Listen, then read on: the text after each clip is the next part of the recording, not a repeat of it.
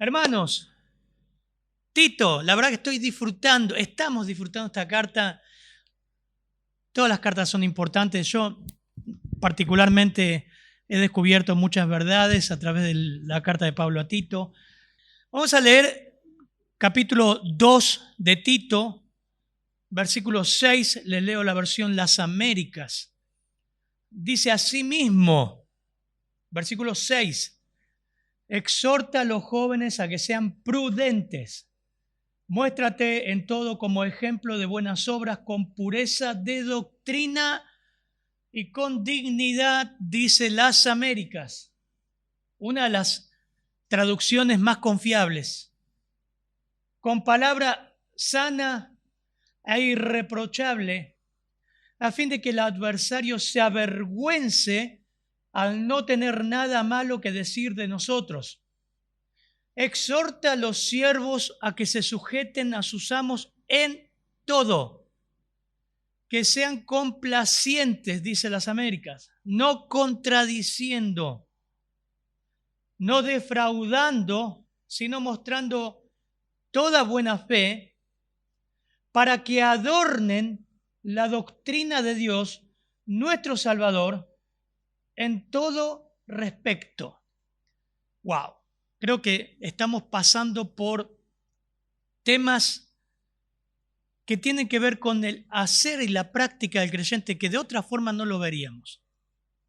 Padre, oramos para que tú nos hables, nos redargullas, nos hagas ver la importancia de este texto y de tu voz en la implicancia de cada día, del lunes a sábado.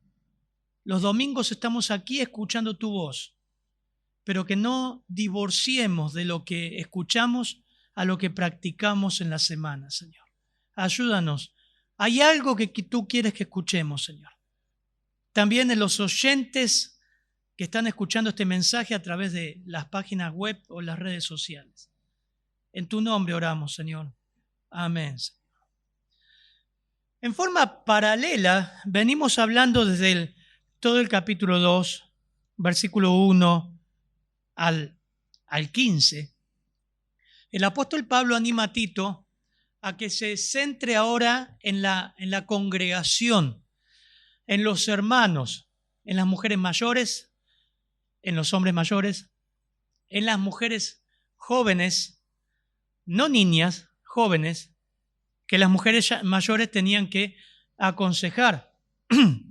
Y en forma paralela ahora se centra Tito, Pablo, a través de Tito, a que Tito ahora exhorte a los jóvenes, a los varones jóvenes. Ahora quizás usted está pensando en varones adolescentes. No, varones jóvenes, cuando habla esto, las cartas pastorales se centran en varones de la edad de Timoteo y Tito. Por eso acá le dice a Tito que lo haga con los varones que ya están planeando casarse, ponerse de novio, con proyectos de vida, como las mujeres jóvenes. Por eso le dice a las mujeres jóvenes, le dice a ser prudentes, castas, cuidadosas de su casa, buenas, sujetas a su marido. Bueno, ahora le está hablando a los varones jóvenes. Y Tito debe dirigirse a estos muchachos. Va a hablar a dos grupos, a varones jóvenes, y versículo 9 va a hablar a los siervos, a los esclavos, que en aquellos tiempos imperaba en la cultura griega, romana y hebrea, con la aplicación de hoy lo que es hoy día los empleados, los trabajadores. Así que vamos a ver en esta mañana, en primer lugar, el primer grupo. Hermanos, si recuerdan que capítulo 2, versículo 1 al 10, al 15, Pablo habla de este grupo con la finalidad de tener una iglesia sana.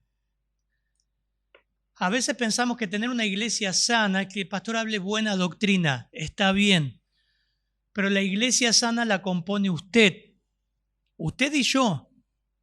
La compone la mujer mayor, el hombre mayor, la jovencita y los jóvenes que son sanos en aplicar lo que saben, a la palabra de Dios que saben, a la vida diaria. Así que, en primer lugar, Tito se va a dirigir a los hombres jóvenes, a estos muchachones que estaban en la isla de Creta y que Tito dice, bueno, ahora, Tito, ¿ya hablaste a las mujeres grandes? ¿A los hombres grandes? A que las mujeres las grandes se pongan las pilas y hablen a las chicas, nena, tené cuidado con esto, con esto, con esto, y hace esto. Nena, encárgate de tu casa, tu blanco principal es tu casa, sujetate a tu esposo. Mirá que la palabra de Dios es blasfemada si vos no hacés bien la tarea de esposa. No Tito, ustedes tienen que decirle, las mujeres. Por eso la iglesia sana se compone de miembros que en vez de chusmear o chismear, no sé cómo se diría, chismear, hagan lo que tengan que hacer y nos exhortemos unos a otros en amor, animándonos en las buenas obras. Ahora le dice a Tito. A mí me llama la atención que no le dice a los hombres grandes, que también cumplirían esta función. Pero claro, como vamos a ver, Tito también comprendía el grupo de los muchachones grandes.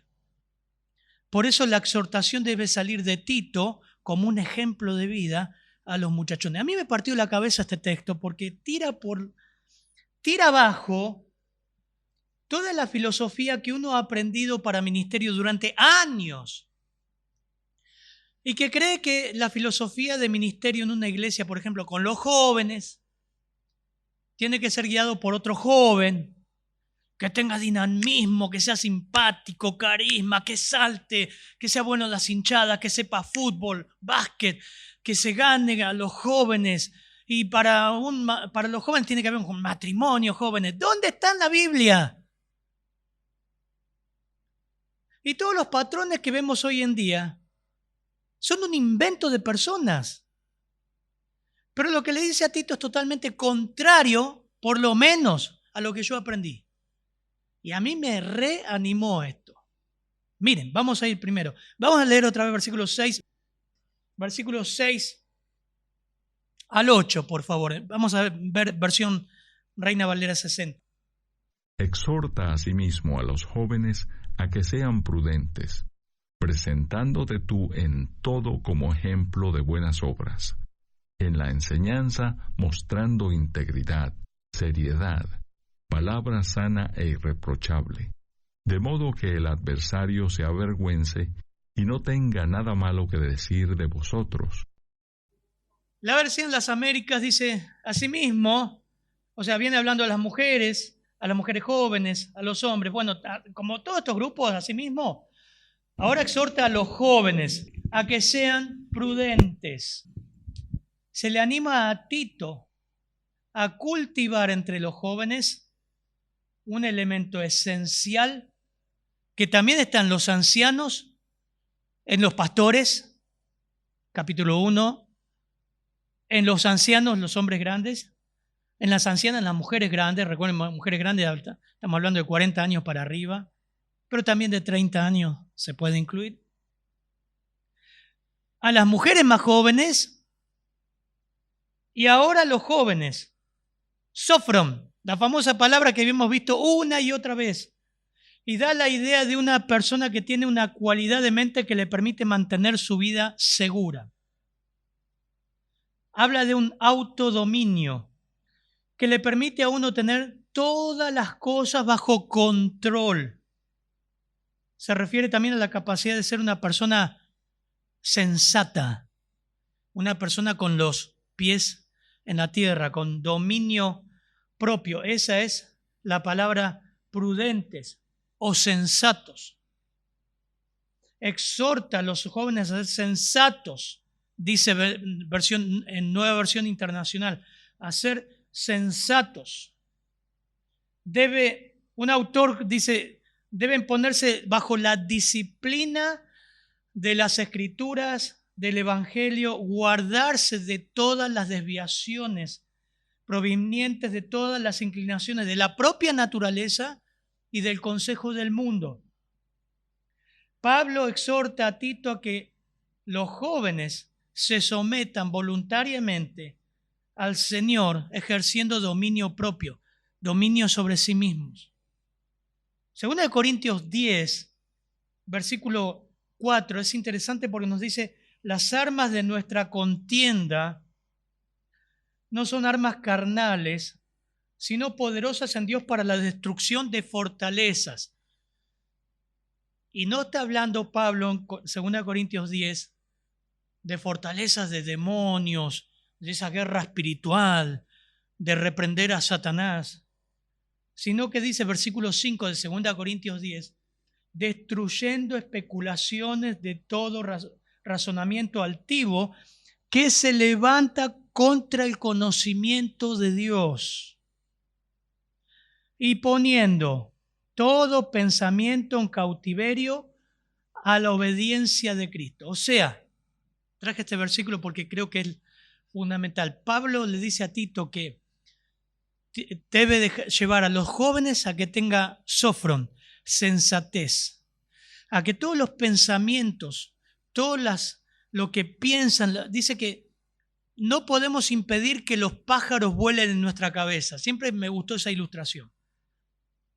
Pero sí podemos impedir que hagan nido. Malos pensamientos tenemos todo. Imagínense en la mente de un joven.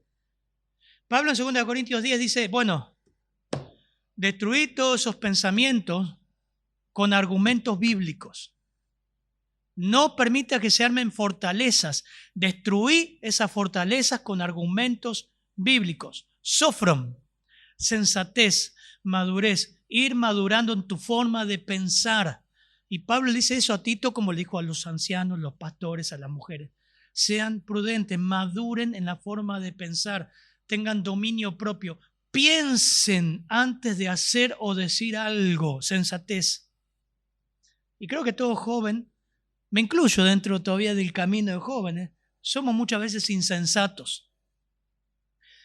Proverbios habla muchísimo de esta palabra o de esta cualidad, la sensatez, la prudencia. Uy, se me rompió el anteojo. Bueno, voy a leer como los abuelos. Si no, Emma me trae los de ella. ¿Sí? Esto pasa, miren. Pobre pastor. Proverbios les voy leyendo. Eso es el matrimonio, miren. Hasta los anteojos compartimos. Miren, tenemos hasta la misma deficiencia visual. Ahora sí.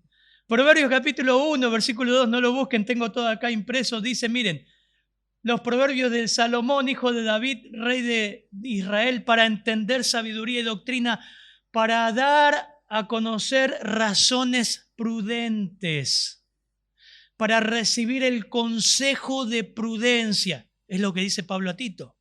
Enseña a los jóvenes, a los muchachones a ser prudentes. Justicia, juicio, equidad, para dar sagacidad a los tontos, a los simples, y a los jóvenes inteligencia y cordura.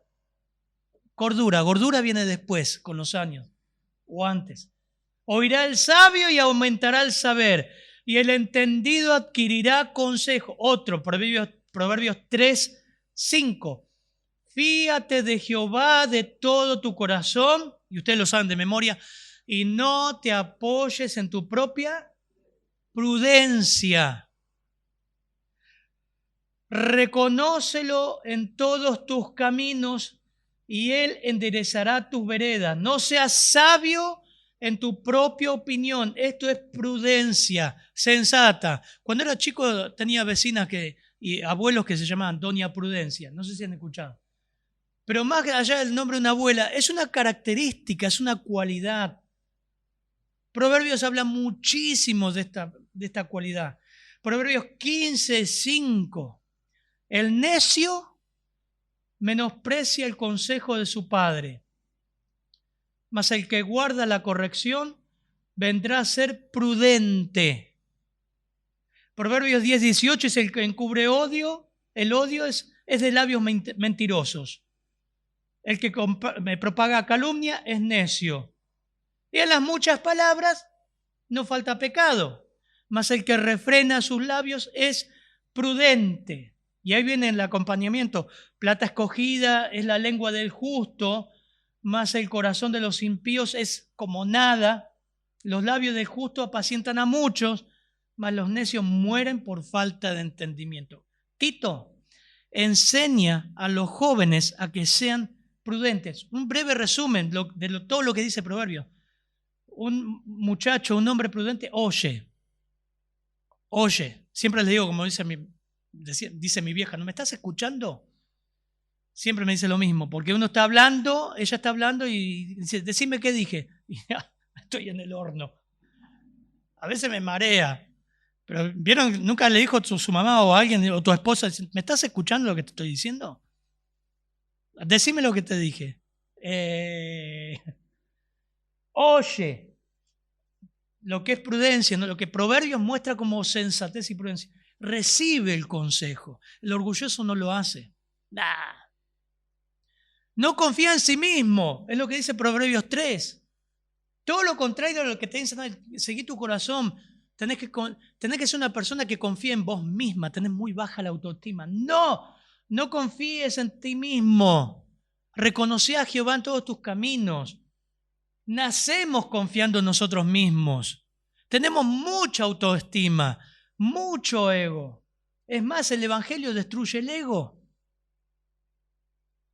Refrena sus labios el prudente. Teme a Dios el prudente. Se aparta del mal el prudente. Reconoce a Dios en todos sus caminos el prudente. No así el insensato, que podemos ver en Proverbios todo lo que habla de la insensatez. Debe aprender a dominarse a sí mismo. Ejerzan dominio de sí mismo. Eso está en los ancianos, en las casadas jóvenes, por implicación en las ancianas también. Y generalmente los jóvenes somos impulsivos, apasionados, ambiciosos, volátiles. Hoy quieren esto, mañana quieren aquello. Arrogantes, creen que la saben toda. Pero Tito debía enseñar a ser prudentes. Y coloca una cláusula, versículo 7. Fíjense versículo 7.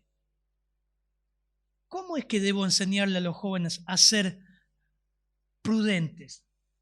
Tito, para enseñarle esto, muéstrate, versículo 7, en todo como ejemplo de buenas obras, con pureza de doctrina, las Américas, me gusta cómo lo traduce, con pureza de doctrina y con dignidad. Reina Valera 60 dice con seriedad, con palabra sana y irreprochable, a fin de que el adversario se avergüence al no tener nada malo que decir de nosotros. Tito, versión Reina Valera 60, preséntate tú en todo como ejemplo de buenas obras, en la enseñanza mostrando integridad y seriedad, palabra sana e irreprochable, de modo que el adversario se avergüence y no tenga nada malo que decir de vosotros. Esa amonestación le dice también a Timoteo. No sé si podemos leer 1 Timoteo 4:12. Pablo le dice a Timoteo que sea ejemplo en palabra, conducta, espíritu, fe, amor. No sé si lo tiene ahí, hermana. Ninguno tenga poco. Ahí está. 4:12. Sale por el micrófono si no lo leo desde acá. 1 Timoteo 4:12. Es lo mismo que le dice a Timoteo. ¿Sale? A ver, ¿quién lo tiene? Bueno, lo leo yo. 1 Timoteo 4:12. Si no, nos sale ahora por la computadora. Dice Pablo a Timoteo: ninguno tenga en poco tu juventud, sino sé ejemplo a los creyentes. Esa palabra ejemplo es la misma que Pablo utiliza en Tito, tupos. Sé ejemplo a los creyentes en palabra, conducta, amor, espíritu, fe y pureza. Por lo menos hay 5 aspectos que Pablo a Timoteo le dice que debe ser ejemplo, lo mismo que a Tito en palabra. Esto es en la conversación personal, no en la predicación, en el laleo, la conversación, en conducta, costumbre, hábitos, en amor. Esto es un apego personal, en amor por los hermanos, por la iglesia, buscando siempre el bienestar de los otros, en fe, Esto es en el ejercicio de su don, en confiar en el Señor, en su comunión con el Señor, en pureza, en pensamiento, en la ley moral de Dios. Él debía ser un modelo, un tupos, y se refiere literalmente a al golpe de un martillo sobre algo que deja marca, al uso de la pluma o al uso de la espada que deja marca. Y esa palabra tupos me gusta porque aparece en los evangelios también. En Juan 20:25 le dijeron pues los otros discípulos, al Señor hemos visto. Y Tomás le dijo, si no viere el tupos de sus clavos, ¿se entiende? El tupos, que era hacer la marca de los clavos, y metiere mi dedo en su lugar de los clavos y mi mano en su costado, no creeré. Esa es la idea de este ejemplo que Tito debía dejar en este grupo de muchachones grandes. Una marca de ejemplo. En palabra, en sus conversaciones, en su en conducta, en la forma que tiene amor por las personas, en su fe, en su pureza, como Pablo le dijo a Timoteo. Un autor dijo, la congruencia entre vida y enseñanza es quizás el aspecto más importante del liderazgo espiritual efectivo. No un muchacho que salte y anime a los jóvenes, y este es para los jóvenes. Miren el dinamismo que tiene, miren el carácter, el carisma que tiene. Necesitamos gente así en la iglesia que pueda guiar a los jóvenes. No, hermano. Necesitas un muchacho, persona que sean ejemplo en su carácter, en su vida espiritual. No un payaso. O por más que pueda ser un buen líder, porque las iglesias hoy día buscan la idea del liderazgo como el mundo busca. Una persona que pueda llevar a todos. Un inconverso también te arrastra gente. En el ejército hay buenos líderes. En el gobierno hay buenos líderes. Pero eso no es la idea de lo que la Biblia nos muestra. Tito debía ser un ejemplo. Un muchachón grande. Por eso Hebreos 13:7 dice, acordado de vuestros guías. Hebreos 13:7. Acuérdense de vuestros guías, vuestros líderes, que os hablaron la palabra de Dios, y consideren el resultado de su conducta, no de su liderazgo, no de su dinamismo, no de las reuniones que hacían, del carisma que tenía, sino su conducta, e imiten su fe. Eso debemos buscar. Los más jóvenes de las diversas congregaciones confiadas a Tito debían ver en él un líder de buenas obras. Muéstrate en todo como ejemplo de buenas obras, con pureza de doctrina. Ahora miren lo que también le agrega en esta cláusula. Enseñar a los jóvenes a ser prudentes, siendo vos ejemplo, pero también con esto, con pureza de doctrina y con dignidad. En la enseñanza bíblica debía mostrar incorruptibilidad. Tito debía mostrar una enseñanza bíblica pura, no como los chantas que estaban escuchando. Miren, capítulo 1, versículo 10. 1:10. Hay muchos. Porque hay aún muchos contumaces, habladores de vanidades y engañadores, mayormente los de la circuncisión. Pablo le decía a Tito que también debía exhortar con sana enseñanza, versículo 9 del capítulo 1. ¿Por qué tenía que exhortar con sana enseñanza? Ahí la idea de tener una iglesia sana.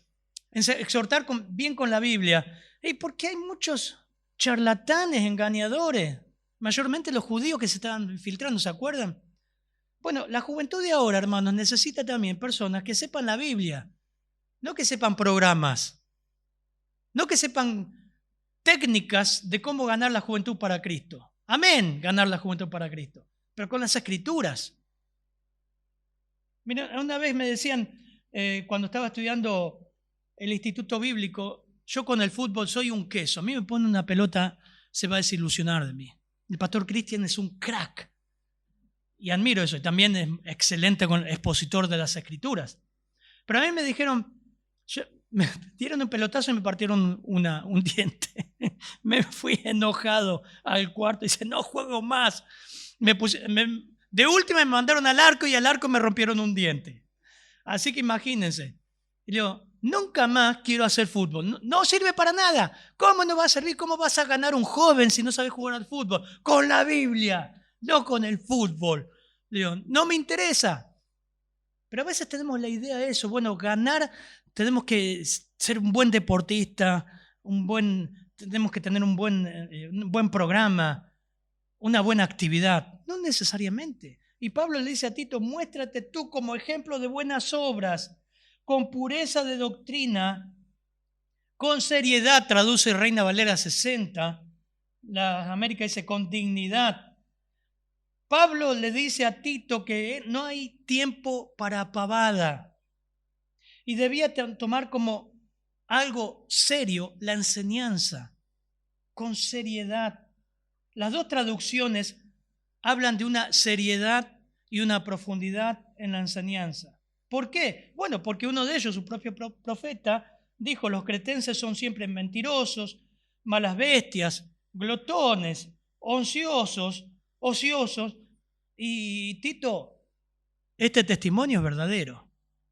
Así que repréndeles severamente para que sean sanos en la fe.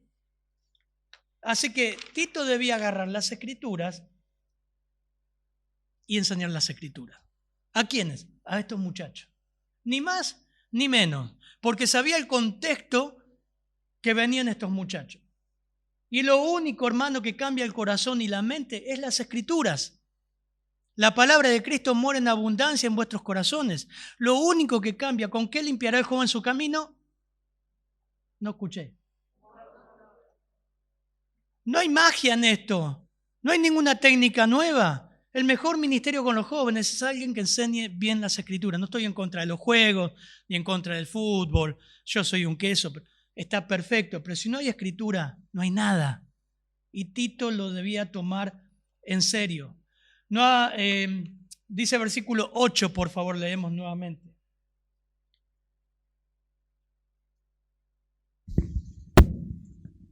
Con palabra. Palabra sana y reprochable, de modo que el adversario se avergüence y no tenga nada malo que decir de vosotros. Con palabra sana e irreprochable. Creo que es la misma traducción, con palabra sana e irreprochable. Tito, toma la enseñanza íntegramente, con seriedad. No está hablando de que Tito debía ser serio, pulcro. No, hermanos, no está hablando de que el pastor cuanto más serio, más espiritual es. Eso no está diciendo. No está en contra de que un pastor tenga un carácter por ahí más jocoso que otro. La seriedad ahí está vinculada con las Escrituras. Tomar en serio la enseñanza. El ministerio de la enseñanza es en serio. No es algo así nomás. Prepárate un devocional chiquitito. Prepárate 20 minutos de devocional para el campeonato de fútbol. Algo chiquito, que no aburra, que vaya al grano, conciso y listo. Después tenemos unas pizzas y la entrega de los trofeos. Un disparate. Pero eso pensábamos. Acá está hablando de que, cuidado, Tito, tomalo con seriedad. Fíjate de que tu charla sea espiritual, a fin de que el adversario se avergüence y no tenga nada malo que decir de ustedes. ¿Quién era el adversario? Bueno, versículos 10 y 11 del capítulo 1. Rebeldes, habladores, vanos, engañadores, especialmente judíos, a quienes es preciso tapar la boca, porque están entrando entre las familias enteras, enseñando a torrantes por ganancia deshonesta cosas que no deben. Tito, ¿sabe cómo se soluciona esto? Enseñar las Escrituras. La efectividad verdadera del evangelismo no proviene de métodos, estrategias o técnicas de mercadeo de fabricación humana que se adapten a la cultura dominante, sino de la virtud, pureza moral y piedad genuina de creyentes cuyas vidas dan pruebas fehacientes de la verdad de la palabra de Dios y del poder de Cristo para redimir a los seres humanos del pecado. Esto, dijo este autor, silencia a los críticos y hace creíble el Evangelio. No es un tema de mercadeo, no es un tema de métodos, es la vida de la persona en piedad dada a los muchachos, en este caso a los muchachos. Ahora no solamente los muchachos. Qué trabajo que tenía Tito. Si ustedes leen todo el capítulo 2, esto no es algo de microondas, era un trabajo de hormiga, ¿eh? Dice versículo 9, exhorta a los siervos a que se sujeten a sus amos en todo, que sean complacientes, dice las Américas, no contradiciendo, no defraudando, sino mostrando toda buena fe para que adornen la doctrina de Dios nuestro Salvador en todo respecto. Exhorta a los siervos a que se sujeten a sus amos, que agraden en todo, dice Reina Valera 60, que no sean respondones, no defraudando, sino mostrándose fieles en todo, para que en todo adornen la doctrina de Dios nuestro Salvador. Precioso. Ahora, otro grupo que Tito debía trabajar, y Pablo habla acá los esclavos, literalmente esclavos. Los esclavos pertenecían generalmente a la familia. Toda familia, principalmente bien económicamente, tenía esclavos. La esclavitud era algo normal, tanto en el Nuevo Testamento como en el Antiguo Testamento. Por eso van a ver que en varios, Efesios, Colosenses, Timoteo, Filemón, habla de la esclavitud, habla de esclavos. Y estas cartas permiten ver que Pablo nunca desafió al Estado o las costumbres de la esclavitud.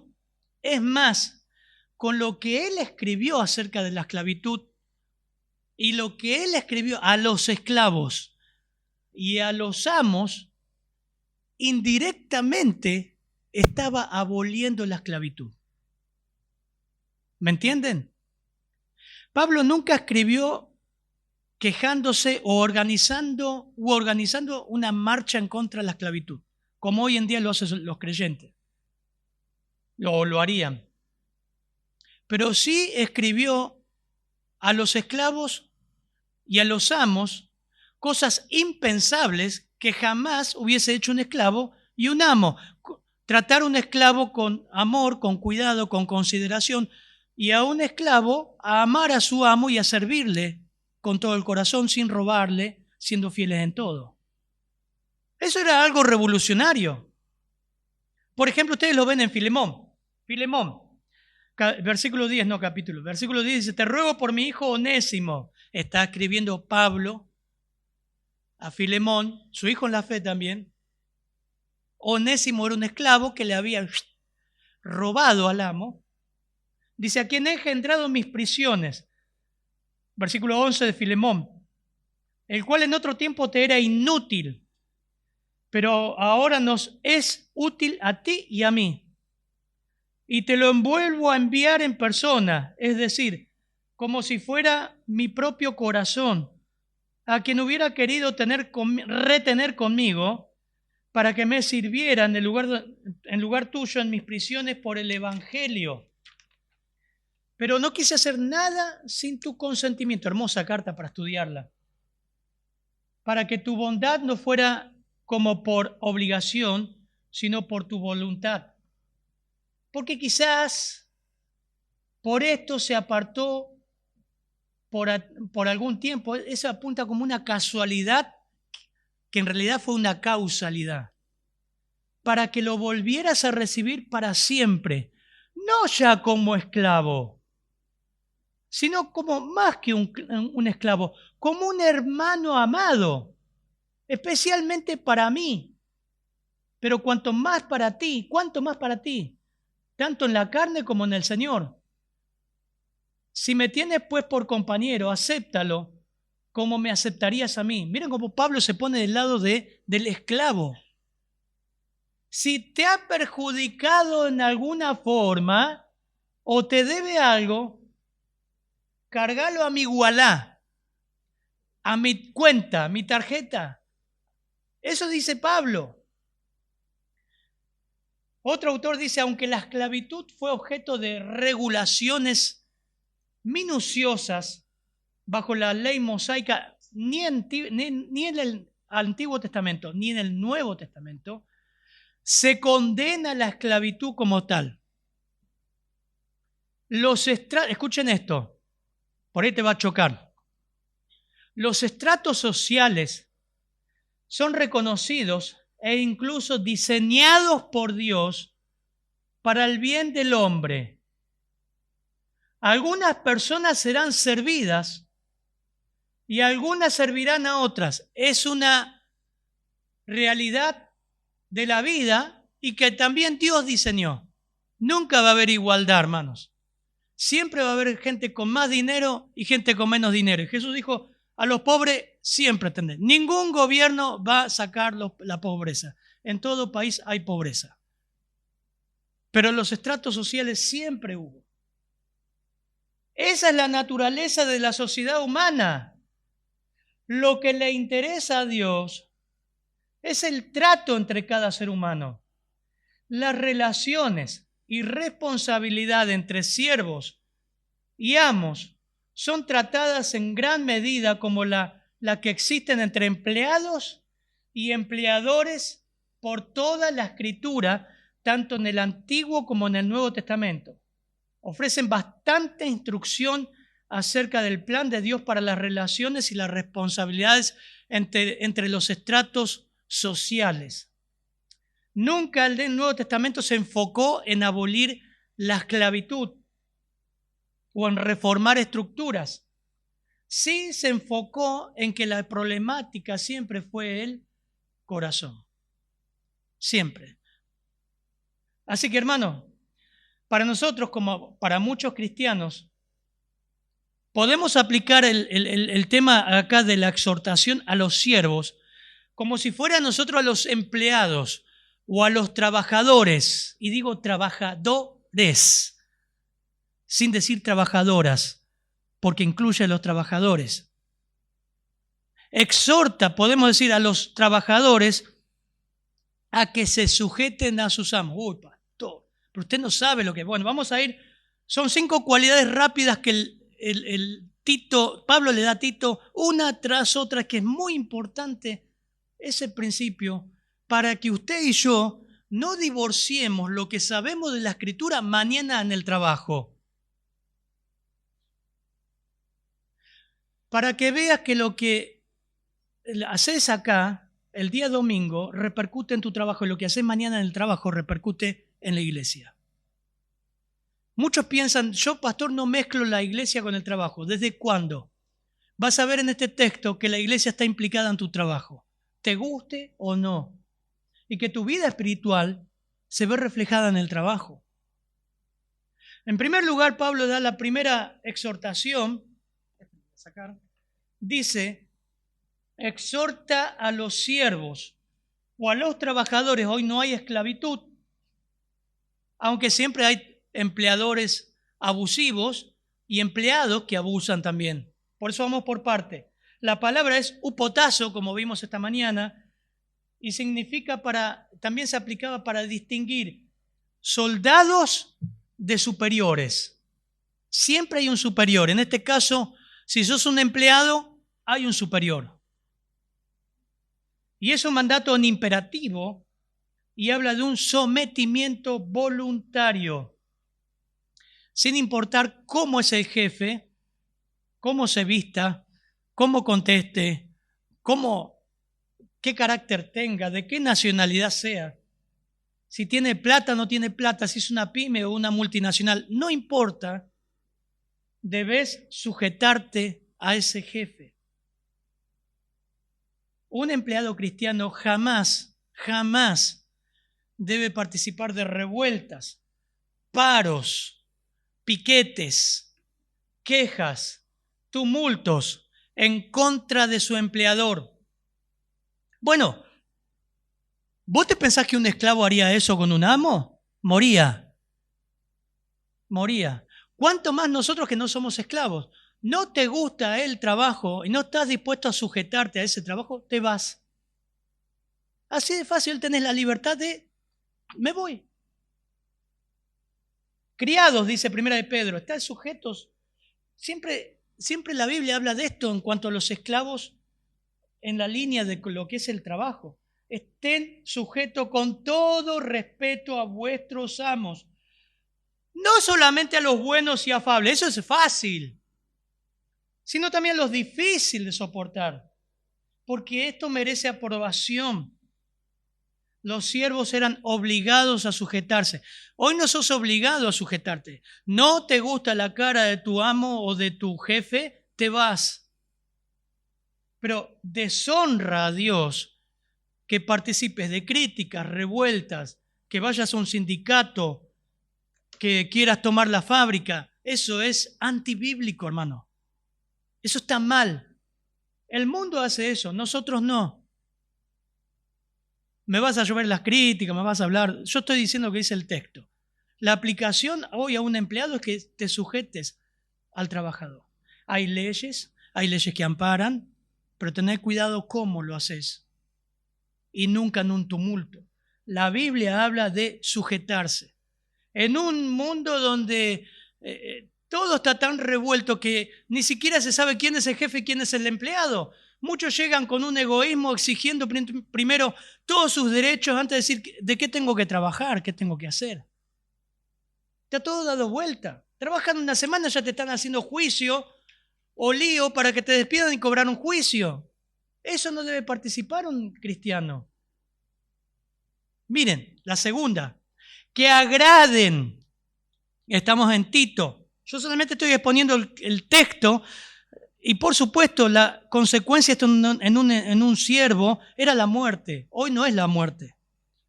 Que se sujeten a sus amos, que agraden en todo. Vamos por punto. Que agraden. La palabra ahí, agraden, es eurasteo. Y es hermosa palabra que significa aceptable, agradable. Y es la misma palabra que aparece en Romanos 12, 1 y 2. Así que, hermanos, ruego por la misericordia de Dios que presentéis vuestros cuerpos en sacrificio santo, agradable a Dios. Colosenses 3:22. Si no, por las dudas lo leo acá que sale bien. Colosenses 3:22. Siervos o empleados, obedezcan en todo a vuestros amos terrenales, no sirviendo al ojo como los que quieren agradar, esa es la palabra ahí, a los hombres, sino de corazón sincero, temiendo a Dios. ¿Viste que el trabajo está vinculado con tu comunión con Dios? ¿Te das cuenta que es una mentira decir yo no mezclo el trabajo con la iglesia, con el ministerio, con la familia, con el Señor? ¿Desde cuándo? MacArthur traduce ahí, no sirviendo al ojo, dice, se refiere a trabajar solo cuando uno sabe que es supervisado o mientras lo vigila un amo, en lugar de reconocer que el Señor siempre ve y que nuestra manera de trabajar le interesa a Él. ¡Wow! No sabía, pastor, que en el trabajo también el Señor está. ¡Está! Y está viendo lo que estás haciendo, está viendo lo que yo estoy haciendo. La idea de agradable está hablando de dar algo con excelencia. Un trabajo agradable está diciendo, no es que lo hago bien para tener más ingresos, es que quiero que quede bien. Va a haber más clientes que me van a llamar, pero también honra a Cristo, porque el Señor ve cómo estoy trabajando y que pongo los pulmones en el lugar. ¿Se entiende, hermano? Que agraden. Escucha esto, hace el trabajo con excelencia, agradá. Otros no lo van a hacer. ¿Por qué te esforzas tanto? Mirá lo que te pagan, miseria. Yo lo hago porque Cristo me da este trabajo y lo hago porque le agrada a Él, no por el sindicato. que respete. Otra cosa, otro versículo importante, 1 Corintios 10, 31. Mirá cómo está vinculado todo con el Señor. Si pues coméis o bebéis o hacéis otra cosa, ¿qué es otra cosa? ¿Saben cuál es la traducción de otra cosa? ¿Alguien sabe? Es otra cosa. Cualquier otra cosa. Si pues coméis o bebéis o hacéis otra cosa, hacerlo para la gloria de Dios. Amén. Todo. No sean tropiezo ni a judíos, ni a gentiles, ni a la iglesia de Dios. Vos sos de tropiezo en el trabajo, a la iglesia si sos un chanta. Como también yo en todas las cosas agrado a todos, no procurando mi propio beneficio, sino el de muchos para que sean salvos. Vos te pensás que una persona puede llegar a Cristo a través de tu trabajo. En tercer lugar, dije que eran 5, que respeten, exhorta a los siervos a que se sujeten a sus amos en todo, que sean complacientes, no contradictores. Reina Valera 60 dice, no respondones. Respondones es la palabra antilego y significa hablar en contra, alegar, contradecir, protestar, obstaculizar, contender. Es lo opuesto a ser sumiso y agradable. El concepto de esta palabra es empleado en Romanos 10:20, cuando Pablo dice, Isaías dice resueltamente, fui hallado de todo lo que me buscaban, me manifesté a los que no preguntaban por mí, pero acerca de Israel dice, todo el día extendí mis manos a un pueblo rebelde y contradictor, antilego. Hermanos o incrédulos, pero qué triste saber de hermanos que siempre tienen un argumento en contra de su trabajo, contra el jefe. Vieron que la gente entra argumentando ya, de entrada, quejándose, rezongando, en vez de dar gracias a Dios que tenés un trabajo. Esa es la idea, que el amo, el siervo ahí no esté. ¿Se acuerdan cómo hacía el chavo? Que zapatea, ¿será posible? Otra vez me toca, ¿por qué tengo que hacer esto? Mira el calor que hace. Yo me quejo del calor, la verdad que no lo soporto. Pero doy gracias a Dios que hay trabajo. Y la idea ahí es respeto. Y hermano, ahí va a haber gente, va a haber patrones que son muy buenos y agradables y otros que son insoportables. Pero la Biblia dice que tenés que tener respeto. Es su trabajo, es su casa, es su empresa. No te gusta, te vas. Así de sencillo. Me ha tocado a veces con personas que por ahí son muy difíciles. Siempre le digo, ¿sabe qué, señora? Hay pintores mucho mejor que yo. Muchísimo mejor que yo. Seguramente los va a encontrar. Yo me voy. No quiero discutir. No quiero decir nada desubicado. Prefiero que usted esté tranquilo y consiga otro pintor. Chao. Creo que me tocó 2 veces nada más en todo este tiempo. Pero esa es la idea. No ser respondor, no faltar el respeto. Seguramente hay empleadores abusivos, inmorales, especialmente con las mujeres, con acciones contrarias a las Escrituras. Bueno, chao, te vas. El Señor va a proveer, hermanos. ¿Así o no? ¿Quién es nuestro proveedor? El Señor. Es peor a quedarte y estar envuelta en todo un escándalo. 4, dice, versículo 10, por favor. ¿Quién lo puede leer? No defraudando, sino mostrándose fieles en todo, para que en todo adornen la doctrina de Dios, nuestro Salvador. La palabra defraudando, obviamente que tienen que ser respetables, darle excelencia, sujetos, pero ¿saben lo que dice en 4 lugar? No robes. No robes en tu trabajo. No robemos en nuestros trabajos. Defraudando es la palabra nopizo y significa apartar a un lado ganancias inapropiadas, enriquecerse por medios ilícitos. Fue el caso de Onésimo, que lo han agarrado seguramente con las manos en la masa, al esclavo de Filemón. Fue preso. ¿Dónde fue a parar Onésimo? a la cárcel. ¿Quién estaba justo en esa cárcel? Pablo. Ustedes saben lo que es estar en la cárcel con Pablo. Imagínense estar en la cárcel con Pablo. Ahí. ¿Qué hizo Pablo? Le evangelizó hasta que le quedó seca la lengua de hablar. Y creyó. Y evidentemente Onésimo se entregó al Señor y quería servir juntamente con Pablo. Bueno, precioso. Pero era muy común en la esclavitud, porque los esclavos llegaban a ser mayordomos y tenían el acceso a todo a la casa, como José en Génesis 39. Tenían acceso a todo. Así que lo que te está diciendo ahí, si sos empleado, hermano, no robes. No robes. No robes nada. Hoy como cristianos podemos caer en muchas tentaciones de lo que las empresas o los trabajos nos dan o los clientes nos dan. Muchas veces las cosas pueden estar a nuestro alcance y tomamos cierta confiabilidad o cierto abuso en la confianza. Cada uno sabe, hermanos. La empresa puede darte un auto para un propósito y lo usas para otro. La empresa puede darte un teléfono para un uso y lo usas para otro. Se pueden adulterar informes si estás encargado. Como personas que trabajamos en casa de familia, a veces queda dinero puesto ahí. Yo no sé si lo hacen a propósito o por confiabilidad. Hay dinero, hay joyas, hay papeles, hay teléfonos, hay muchas cosas a nuestro alcance. No robes. Y es triste ver que muchas veces cristianos caen en robar porque se han comido tanto la mentira que dicen no es nada. No va a tener problema la señora que use un poco de esto. No robes. Sean honestos.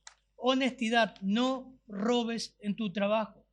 Seamos responsables en las cosas que Dios pone a nuestro alcance. Y por último, dice, versículo 10, sino mostrando toda buena fe.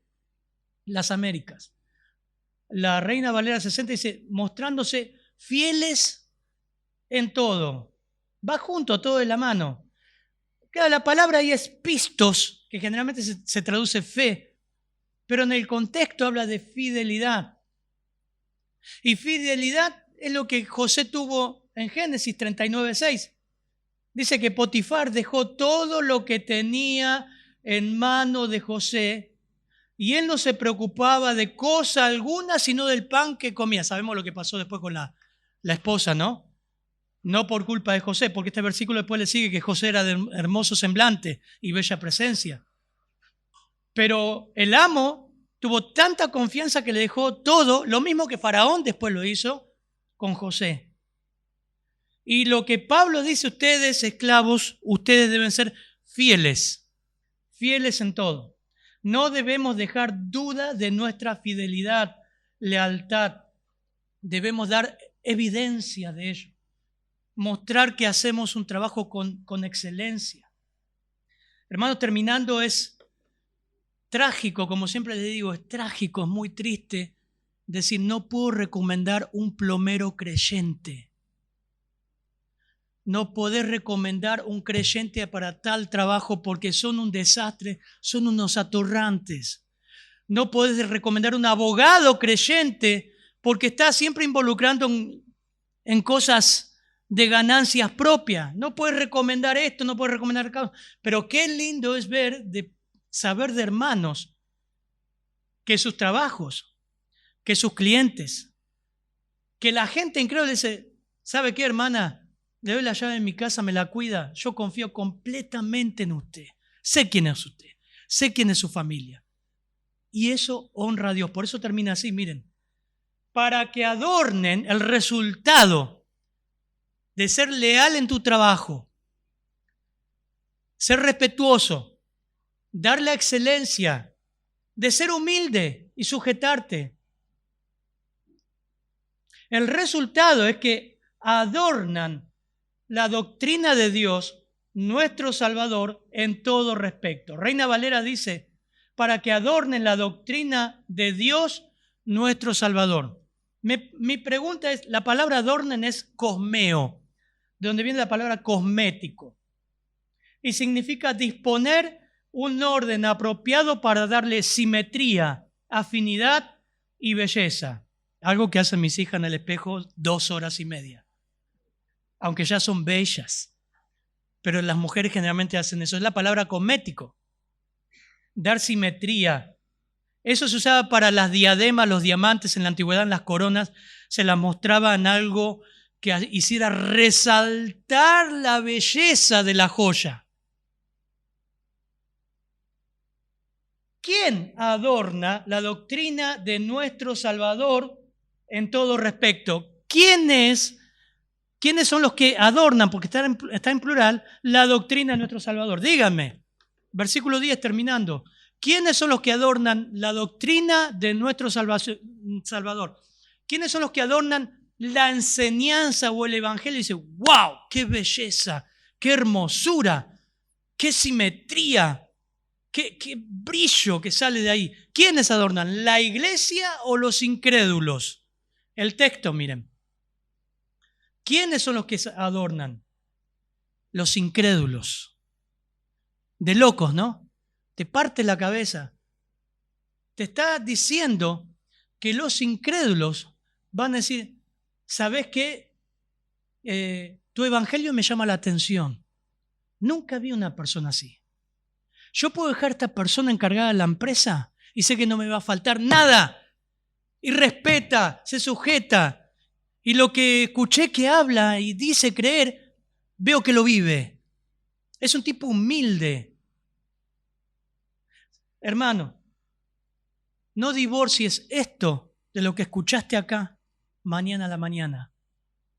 No divorciemos eso. Podemos tener errores, caídas.